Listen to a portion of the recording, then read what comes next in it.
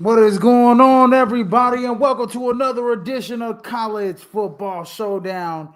Here, bringing you live 30 minutes before the Ohio State game and Texas in the Cotton Bowl Classic here. But man, love to come back here on Friday. Please, before we start the show, please like, share, and subscribe to the podcast here at Prime Sports World on Facebook, YouTube, and Twitch. And in case you missed it, you can catch us on all streaming platforms where podcasts can be heard, and I'm dropping a link right this second right there for y'all to go ahead and download the app there on Apple Music and all your streaming devices, whatever phone you got, whatever podcast that you listen to, whatever, if it's Pandora, if it's Samsung, Amazon, whatever, we got you covered. And also for all our folks that are watching this live on the Huddle Sports Network, we thank you for coming and letting us come into your living room and joining us for tonight's show. But my main man, Christian Simpson, I'm glad to talk football with him. Oh, man. Well, first off, Izzy, you got a glow about you. You know what I'm saying? I do got a glow about me, man. I'm always, hey, look, man, I gotta wear the jacket. I had to bring out the Notre Dame stuff, man. Big win last night. We'll get to that next. Big win last night for the Notre Dame Fighting Irish. That game started becoming a snore fest. But the one thing about football, if you're a real football fan, like you let things stew and matriculate. That ended up being an all-time classic. It really was. This is one of the 5 best games I preview all year, whether it was NFL or whether it was college. But man, Notre Dame stepped up and made a play when they mattered. And I told you before this game is off the microphone, what can Notre Dame secondary do? They can make you pay if you make a mistake. And look at what happened with Drew Allard. Made a mistake, yeah. And so, you know what? Let's just get right into that game right there. So Notre Dame is your Orange Bowl champions. They make it to the national championship, first national championship game appearance since 2013 when they got shellacked by Alabama. And that was the Everett Golson game. And yeah, it was it was a hell of a game. When you look at it, it was Penn State started off 10-0. And then Notre Dame, got the 3 points. I actually want to talk about those 3 points here in a second, Christian. Because they were huge before the half. I just kind of want to stew on that one a little bit. But they scored, basically Notre Dame scored 17 in a row going from the end of the second quarter into the third quarter. And then, Penn State scored 14 in a row on them. They scored a total of 28 points in the fourth quarter, for a game that was 10-10, majority of the game or whatever the case is. Right. They scored a majority of 14 points in the fourth quarter. Both teams. That third touchdown to go up 17-10 by Jeremiah Love was a grown man touchdown. Oh my God! Yo, he channeled his inner Marshawn Lynch. Like seriously, okay, look, I may go down, but I'm not going down without a fight, baby. Man, you talking about 3, 4, 5 efforts on that run? Izzy, that is what we call hashtag grown man football. That is hashtag grown man football. Grown man football. Absolutely. GF, yeah. Absolutely. Absolutely, that was grown man football. And then and then obviously, Notre Dame ties it with Jaden Greenhouse, 53-yard touchdown there where he absolutely embarrassed Penn State secondary with off the line of scrimmage. I mean, I never seen somebody. It looked like it was a sniper in the building. It was a Yeah, sniper in the building. You yeah, know, but my biggest takeaway from this football game, Izzy, was the simple fact yeah, that Notre Dame came out a little bit more aggressive. This isn't what we're kind of used to seeing, if in the second anything, half. in the Yeah, second half, because you look at everything between these two teams, they couldn't be any more similar because this was a dogfight. I said yeah. coming into the game. Whereas the game we're gonna see tonight is gonna be a track meet. It's gonna be up and down I, the field. It's gonna be I it's think gonna so. be run and gun. Both offenses are really gonna put points on the scoreboard. But this was a battle at the line of scrimmage last night. Both teams really wanted to pride themselves on beating you up in the trenches and and making the best possible play, but most importantly, which quarterback could make that big throw when it mattered most? And yesterday, it was Riley Leonard. It was Riley Leonard, and I will say this, Christian, and just kind of going over the stats. Nicholas Singleton had a great game, 15 carries, 84 yards. As a whole, Penn State ran the football. You would have thought like because Notre Dame is a top 5 rushing offense all Mm-hmm. season long. You would have thought like Penn State played like how Notre Dame. 84 yards from Nicholas Singleton, 82 yards from Katron Allen. Both of those guys were running. Even Tyler Warren had a couple runs. He had the one where he lined up at quarterback and he had that nice stiff arm run for about 10 yards. Even Drew Allar was getting out of the pocket and making some plays. They even ran some quarterback design plays, quarterback draw plays. They had 204 rushing yards against this Notre Dame team. And at some point, the first 2 quarters, at least the first half, it looked like Penn State was just just overpowering and wearing down that Notre Dame defensive line, which you know was missing. They're missing their Riley, their best defensive tackle in the middle, clearly.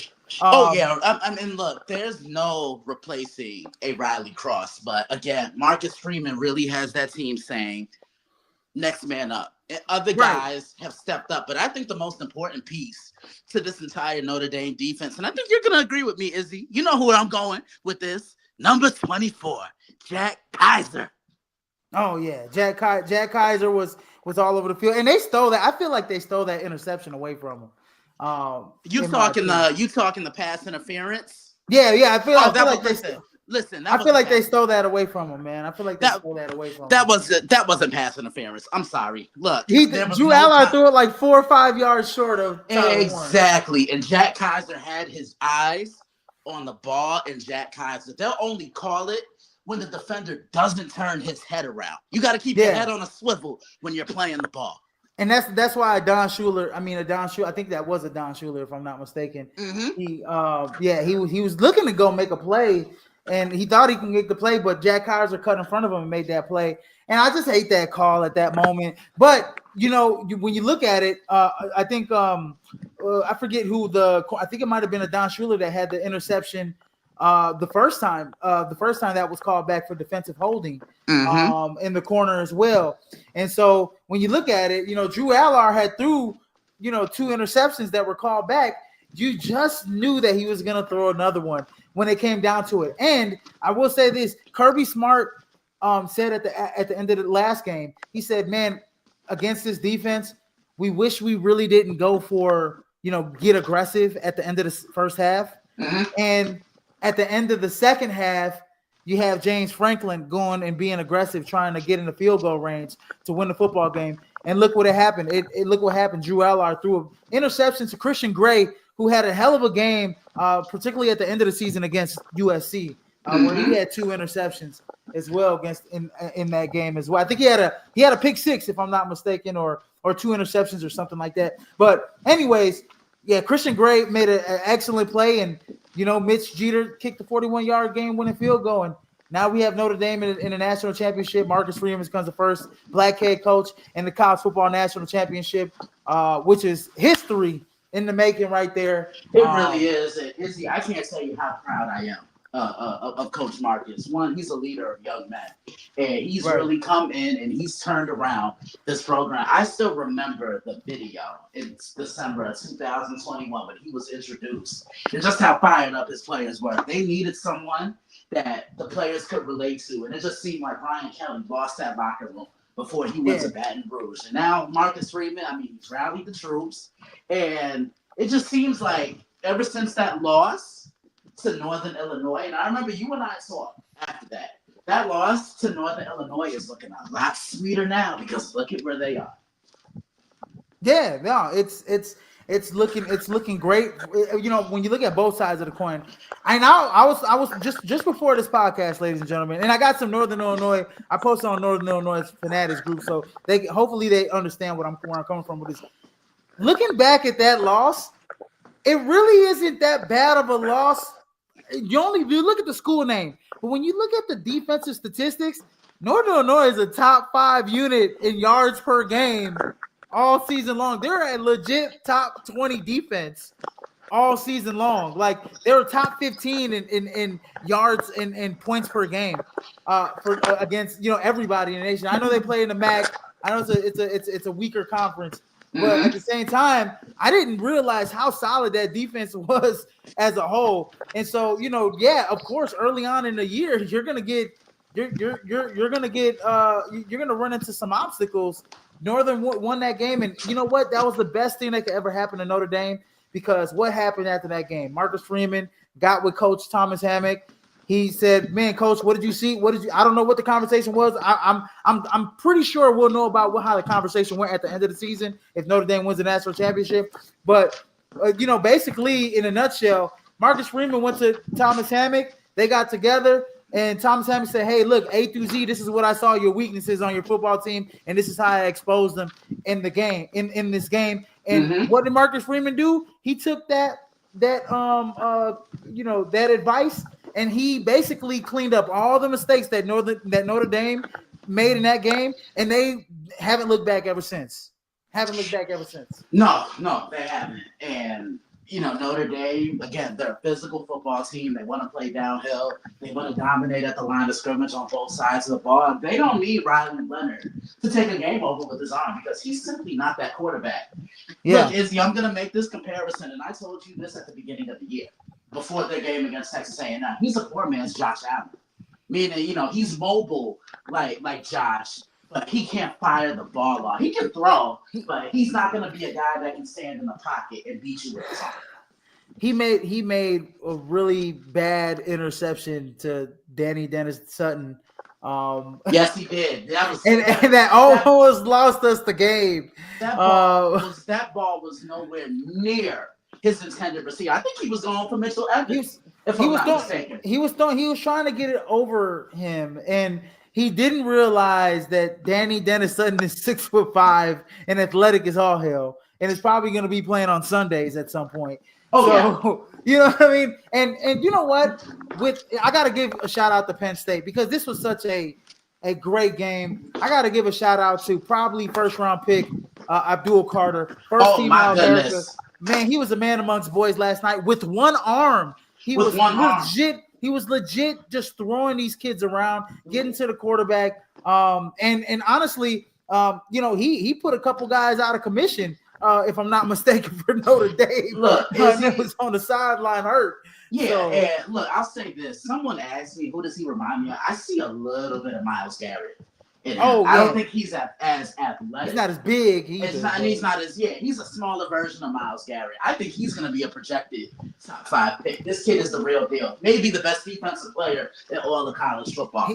He reminds me, you know who he really reminds me of though? He reminds me of either Dexter Fowler or who was the kid that played for Georgia that played on the Bears? He won a Super Bowl with the Rams. Defensive end edge rusher, you know what I'm talking about now. Yeah, I know who you're talking about. Name's mistaking me, but he reminds me of him. David was on here and TJ were on here. He was drafted by the Bears, but they would tell us. But I'm gonna fucking go back and run. But yeah, he reminds me of those slender defensive ends. That are going to the L. Like even the kid Triinka or whatever that plays for Tampa. For Tampa. Like he's like one of those slender defensive ends, but because he started off as a stand-up linebacker and then they moved him to the edge. Yep. You know what I mean? So so he's putting his hand in the ground and he's getting after it. I mean, he's gonna be. They put on a little bit of more muscle on that kid. He's gonna be a monster. But anyways, I want to kind of wrap this one up because I know we got to get to the next game. But game balls. Who do you give a game ball to? I know who I'm giving a game ball to. Yeah, let me hear it. Who you giving a game ball to? I'm gonna give my game ball, and it was just a slither of a moment for this kid. But this kid, Steve Angeli, came into the game, and he was throwing some accurate little darts, little sharp darts, and it basically previewed what you were gonna get in the second half of the game. That's when you started to realize, hey, we have something here. We can kill them with the short passing game because they're selling out on a run. But Steve Angeli was 6 or 7. I know he got that fumble. We recovered. Notre Dame recovered it, but he put Notre Dame. He got Notre Dame down the field after Riley Leonard got knocked out of the game. He put Notre Dame in a position to kick a field goal with Mitch Jeter to end the half. I think that was so huge for the momentum of the game because you go into the second half, you get the ball back, and you're only down 1 score. And Notre Dame never looked back after that. So Steve Angeli gets my damn ball. Look, for me, it's Christian Gray making that key interception when it mattered and putting his team in prime opportunity to not only win the football game, but to send Notre Dame back to the first college football, back to the national championship for the first time since 2013. Absolutely, man. Yeah, man. There's a whole bunch of game balls in that game that could have went either way. But I mean, like if Penn State would have won, you know, we're both probably giving it to Nicholas Singleton. You know what I mean? But since they lost, I can't give it to Nicholas Singleton, but I got to give it to that kid, Steve Angeli. That was such a big moment. I think it just gets overlooked a little bit, in my opinion. But I look at the little nuances of the game, and I think that was such a big moment for Notre Dame in terms of what we were going to see, like Marcus Freeman exposed a little bit of, he saw a little wrinkle there, and he's like, oh, you know what? The light bulb clicked on. That's what you saw a little bit more in the second half. But anyways, moving forward to the next game, and the game that's probably going to start in the next 10 to 15 minutes here, and it's the Goodyear Cotton Bowl with Texas and Ohio State vying for a spot in the national championship. This is how these two teams got here. Texas defeated Arizona State 39-31 in a double overtime thriller of the Peach Bowl. And Ohio State, they defeated Tennessee, and they defeated Oregon pretty much in blowouts. The last game against Oregon, 41-21 in the Rose Bowl. Both teams, top 5 units defensively in points allowed and yards per game, and both teams are in the top 25 of our top 25 offenses in yards per game. And I know Christian, and by the way, this is Christian Simpson from the Daily Blitz.blog. Make sure to catch his article. Christian already dropped this article about a half hour ago or so, or about an hour ago or so on his website, so make sure to catch that. But Christian, I'll let you have the floor. You tell me. Let me start with this. Your key matchup in the game. My key matchup is against this offensive line for the Texas Longhorns. If Ohio State can get pressure on Quinn Ewers, I'm talking throw him off his spot. I'm talking, make him run. Don't allow him to sit back in that pocket and throw the ball. They got to force him to earn everything. They can dump it. He's not taking shots downfield on us. But I think the matchup that's going to determine the outcome of this game is John Day Barron against Jeremiah Smith. He had the best wide receiver in college football against the best quarterback in college football. He's physical. He's aggressive. I think John Day is going to be my X factor for this game. He's going to be the guy that I'm going to be watching. I think the key for Texas, they have to get the running game going. Travian Wisner and Jaden Blue, they both have to be on their A games tonight. Because when that we lost Christian here for a little bit. What's that? All right, I'm here. There you go. Because what happens when you run the football? It opens up the passing game. Up the passing game, yes, sir. It opens up the passing game. That Ohio State, they gotta keep Will Howard protected. Look at when Will Howard is stepping back in that pocket. A lot of people don't realize how prolific of a passer he is.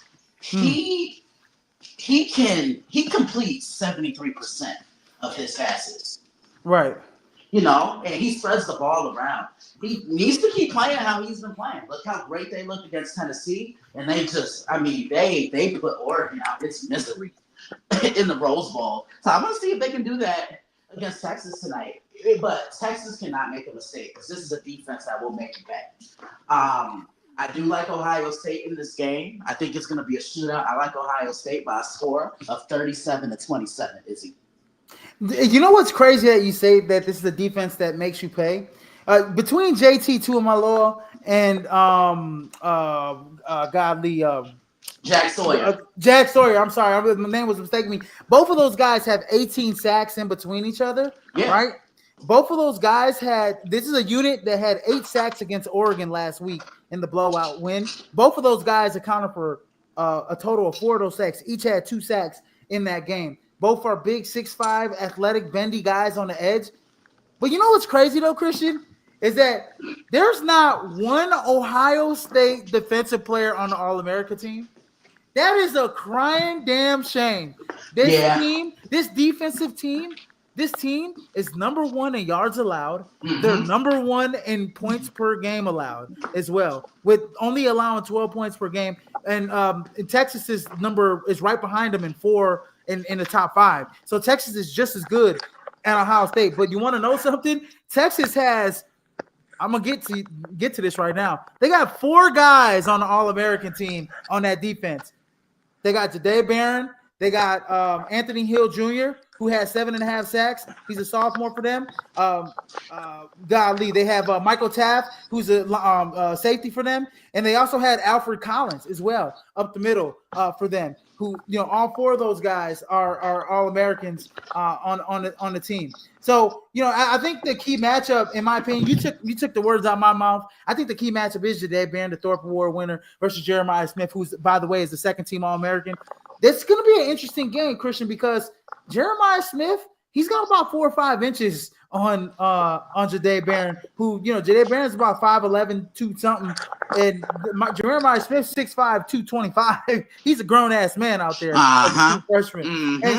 And so, I think the big matchup though has got to be like Anthony Hill, Alfred Collins, versus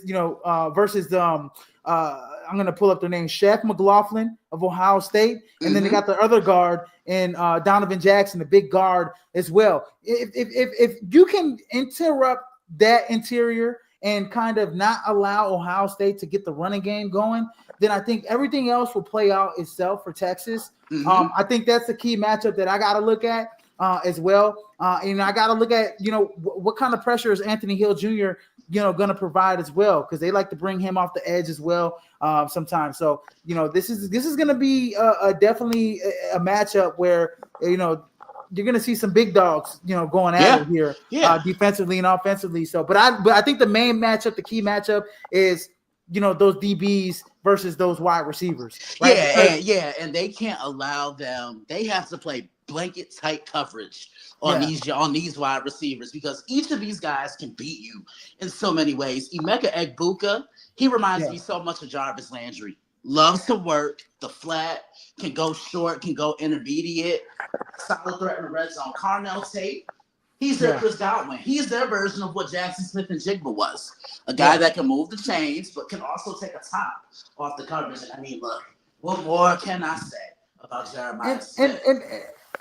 And how much do they use those guys on the outside in the short passing game, which is basically an extension of the running game for Ohio State, right? When we talk about how we getting those playmakers on the edge, Emeka Egbuka, Carnell Tate, Jeremiah Smith, when we get those guys on the edge in the short passing game, that's an extension of the running game, allowing, when you spread it out, you allow those rushing lanes to be wide open for Quinshon Judkins and Travion Henderson, right? So it's going to be if Texas can get after. In the last game against Arizona State, let's put it like this.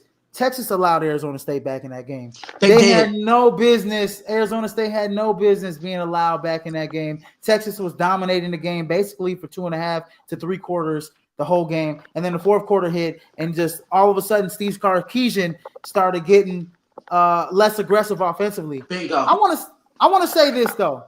Do you think if Quinn Ewers struggles the first half, like mightily struggles in the first half, do you think we will see Arch Manning playing this game like similar to a Jalen Milroe Tua Tagovailoa game back when they played in the national championship game a few years back. Absolutely, I do. Yeah. Because you're going to need some type of spark Yeah. offensively, and I think he can provide that. And remember, Arch should do what Quinn can't. He can get on a perimeter and he can use his legs. Yeah, absolutely. And I think it makes the rushing game a little bit more dynamic too with Quintivion Wisner and Ivy as well. So Yeah, or not Ivy, but Jaden Blue Jaden as Blue. well. So yeah, so I think that makes I think that makes it a little bit more dynamic as well. Christian, your impact players in this game for both sides. Well, my impact player is JTT for Ohio State. He's 6'5", 270. He's the best pass rusher playing on the defensive line, and he can take over a game. I remember what he did against Penn State a couple of years ago, and if he makes an impact in this game tonight, and if he can consistently impact Quinn Ewers' pocket, affect it with just a little bit of pressure, because as a pass rusher, you're not going to always get to the quarterback, but you can make it difficult for him to throw. And if he can do that, Ohio State's going to be on its way to Atlanta. Yeah. And then for Texas, it's Jahdae Barron. I think this is the best cornerback in the country. This guy plays zone. This guy plays man. And he is going to have his biggest test ahead of him tonight, because he's going up against arguably the best wide receiver in college football, in Jeremiah Smith. So I want to see how he holds his own. But is he going to have coverage over the top, or is he going to do all of this on the island? You know what? Here go my impact players, and I didn't give this guy any love in this show, but I'm about to give him some love right now. Okay, I'm about to give him some love right now. For the Texas Longhorns, it's got to be Matthew Golden. Okay, he's been on a tear offensively, catching the football for the Texas Longhorns. I think he has a big night. We didn't talk about the wide receiver matchup. Just not enough here, because Jeremiah Smith versus Golden is going to be some box office stuff. I got to go with Matthew Golden, because if he starts breaking them, and he looked unstoppable against Arizona State, he was catching everything his way. He was breaking plays. If he does that against Ohio State, it could be a long day for that defense, even though I know that defense is great collectively, even though no players for some reason are on the All-American list. And then for the Buckeyes, yes, I do think it's going to be Jeremiah Smith as well. I got to talk about the wide receiver matchup. Him versus Jahdae Barron. I think if Jeremiah Smith can, expose Texas, and have a game like he did against Oregon, it's going to be a long night for Texas. But I doubt – I think that he'll be limited, but – in the times that he does get his opportunities, he has to make the most out of them. I think he can be an impact player in this game, and if Ohio State wants to win. And then I guess defensively, if I want to go defensively, I got to go JTT and Jack Sawyer, and then, Anthony Hill, Alfred Collins. I think Michael Taft is another big name that we have to talk about, because in the back end at the safety position, I mean, them safeties, right? The great safeties. And he was in controversy as well, right, Christian? Because they talked about how he should have got the targeting call against Arizona State, right? Mm-hmm. The great safeties make you pay when you throw over the middle. And so Michael Taft has to, inflict some pain and inflict some he's got to make those wide receivers hear footsteps when they throw over that middle. He's got to make Will Howard pay as well. But I think he's going to be big in terms of, not allowing the big play to happen downfield, because Will Howard has an electric arm. And anyway, he does. Getting to predictions before this game starts. Predictions, Christian, what's your prediction? Oh man, this is pretty much a home game for Texas. But can Texas get off to a fast start? I think that's what's going to determine the outcome of the game for the Longhorns. But I think Ohio State is on a mission, and that loss against Michigan has invigorated them. I like Ohio State to get to Atlanta to play Notre Dame in the national championship. Christian has them winning, by the way, ladies and gentlemen, 37-27 against the Texas Longhorns for Ohio State. Yes, I'm going to have to – this is a tough one. I don't think it's going to be 37-27. I think it's going to be a lot closer than we think. I think this game might go into the 40s. It may go into overtime, but I do predict Ohio State to win this game. I've been going back and forth on this all day, and who was I going to take? And I got to go with Ohio State. I think they're the hotter team right now. And I think Texas is kind of lacks that concentration when they're up in games. I could see Texas being up in this game late in the game, and with a couple, like a one-score game. And I could see Ohio State tying it, taking it to OT, and actually winning the game, or something along those lines where it's like a 4 or 5 point game. Ohio State got the ball last and they win the game. I could see Texas kind of lacking that killer instinct in this game. And we saw it, right? We seen it. They lacked that killer instinct against Georgia. They couldn't beat Georgia twice this season, and Ohio State's a better defensive unit than Georgia. So I got to go with Ohio State. I'm going to go 41. I'm going to go 45-42 Ohio State. Oh, I like that score. 45-42 Ohio State. And it may end in regulation off a field goal. Just saying. So, anyways, ladies and gentlemen, that's been our prediction show. I hope you guys catch the game. I'm about to turn it on right now. Go please like, share, and subscribe to the podcast here at College Football Showdown. And in case you missed it, you catch on all streaming platforms where podcasts can be heard. Please catch Christian's preview here on the Daily Bit.Stop blog and catch his NFL content as well as the NFL playoffs start tomorrow. Ladies and gentlemen, we have hey, Christian, I talked about it yesterday. We got 5 days. We had Thursday, Friday, Saturday, Sunday, Monday. 5 days of great football between college and the NFL. So you guys don't want to miss all of that as well. And thanks for all of our viewers here on the Huddle Sports Network for joining this show. But I'm your host, Israel Rivera. That's Christian Simpson. And in case I missed you, good afternoon, good evening, and good night, ladies and gentlemen. And Izzy just set it up for me to kick the field goal like Notre Dame did yesterday, for me to say my 4 favorite words. Holla at your boy. Holla at your boy, and we'll see you guys on Monday. Peace out, guys.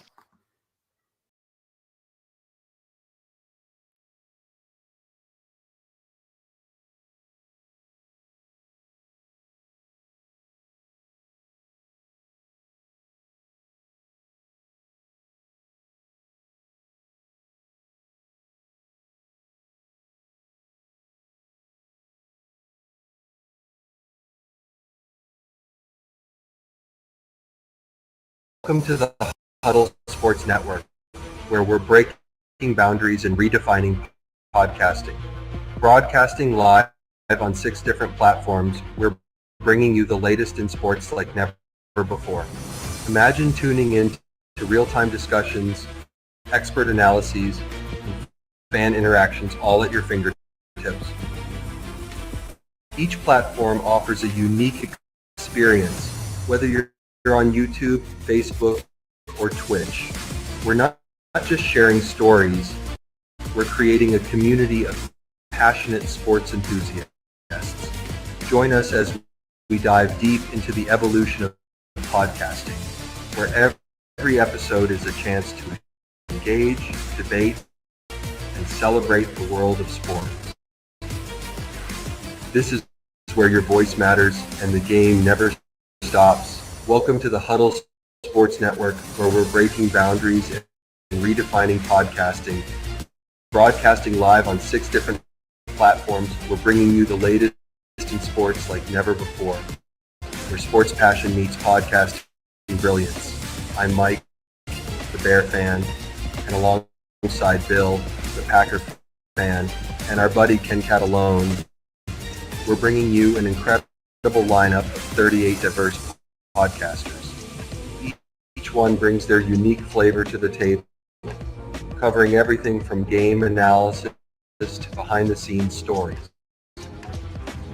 Imagine diving deep into the minds of experts who live and breathe football, sharing insights that you won't find anywhere else.